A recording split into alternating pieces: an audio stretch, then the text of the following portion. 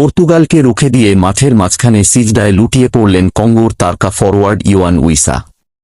তার এমন অভূতপূর্ব দৃশ্য দেখে রীতিমতো চমকে গেছে ফুটবল বিশ্ব। শিরোপার অন্যতম দাবিদার পর্তুগালকে রুখে দিয়ে নিজেদের ইতিহাসে নতুন এক অধ্যায় যোগ করল কঙ্গো। 2026 বিশ্বকাপ বাছাইপর্বের ম্যাচে ফেভারিট হিসেবেই মাঠে নেমেছিল রোনালদোর পর্তুগাল।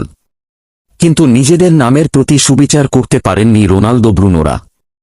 র্যাঙ্কিংয়ের 48তম স্থানে থাকা দলটির বিপক্ষে ড্র করেই বিশ্বকাপ মিশন শুরু করতে হল পর্তুগিজদের। ম্যাচের শুরুটা দারুণ হয়েছিল পর্তুগালের জন্য।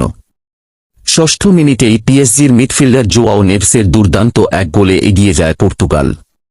মাঠের দৃশ্যপট দেখে অনেকেই ভেবেছিলেন হয়তো আজ কঙ্গোকে গোল বন্যায় ভাসাবে পর্তুগিজরা। কিন্তু সময়ের সাথে সাথে কঙ্গোর ডিফেন্স এবং মিডফিল্ড গড়ে তোলে অবিশ্বাস্য এক প্রতিরোধ। পর্তুগালের প্রতিটি আক্রমণ দক্ষতার সাথে রুখে দিতে থাকে তারা। ম্যাচের ধারার বিপরীতে চমৎকার এক পাল্টা আক্রমণে বল পেয়ে যান ইওয়ান উইসা।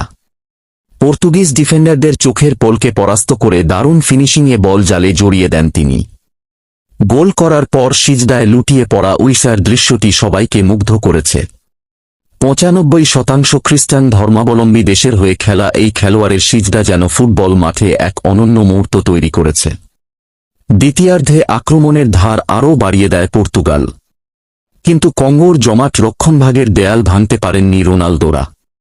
শেষ পর্যন্ত 1-1 গোলের ড্র নিয়েই মাঠ ছাড়তে হয় পর্তুগালকে।